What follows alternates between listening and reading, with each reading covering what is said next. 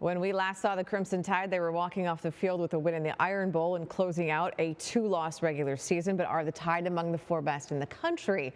Nick Saban says yes, and of course he joins us now. You make the argument, sir. Why do your Tide belong in the playoff? Well, I think the whole goal is to get the best teams in the playoff, and if there's any teams that are getting in the playoff that we had to play, would we be the underdog, or would we be the favorite? And if we would be the favorite, that means we're the better team. Our team finished the season really strong. I think we lost 2 games in the middle of the season when we weren't 100%. Our quarterback wasn't 100% healthy on the road against top 10 teams. And I think some of the teams show vulnerability when they have big losses at the end of the season, and our team finished strong. So, hopefully we'll do everything we can to get the best teams in the playoff. I've heard you say so many times that much of your season was impacted by Bryce Young's injury. Where do you think it hurt you or impacted you the most?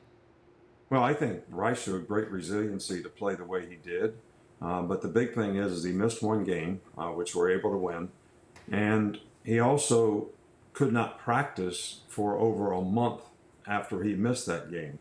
But these last 3 games, I see that progress with Bryce being able to practice, that we're really gelling well offensively. Bryce played and showed tremendous resiliency, tremendous heart, and really played about as well as he could play under the circumstances. There is a train of thought. There might be some people who say, look, injuries are just a part of the game. You have to perform even when they're happening to your team. So how do you combat that argument? I don't think I can combat that argument. I think they are a part of the game. And I think that Bryce threw for over 400 yards at Tennessee. We just didn't make the plays at the end of the game that we needed to make to have a chance to win. So you have to be able to overcome those things. But I still think, how did you lose? Losing 2 games by 4 points on the last play of the game in tough environment in the SEC on the road against top 10 teams are not bad losses.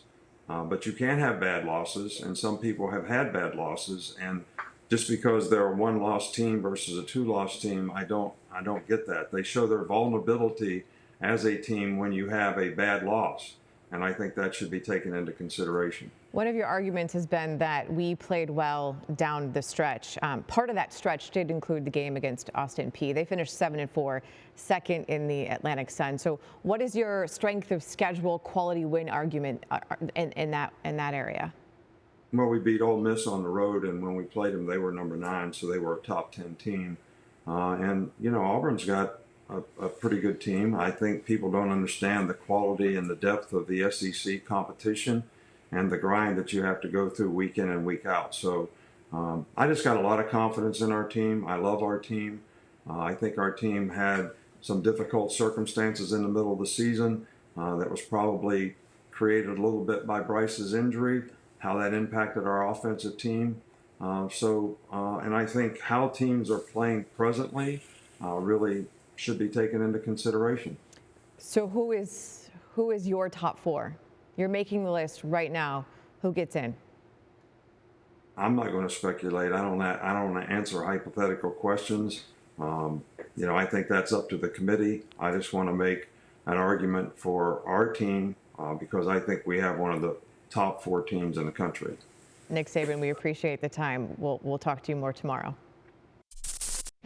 Thank you for watching ESPN on YouTube. For live streaming sports and premium content, subscribe to ESPN+.